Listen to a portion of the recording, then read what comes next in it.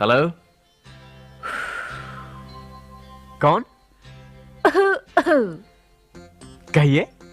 जी आपकी भाभी पूछ रही हैं कि आप घर कब तक आ रहे हैं। हमें आते आते टाइम लग जाएगा। भाभी से कहिए कि वो आराम करें। लल्लू से कहिए कि हमारा खाना बना के रख दे। और आपके लिए thank you very much for calling.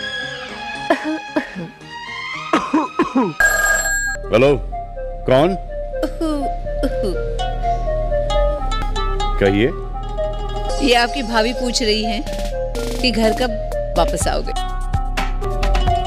हमें आते आते टाइम लग जाएगा। भाभी से कहिए कि वो आराम करें।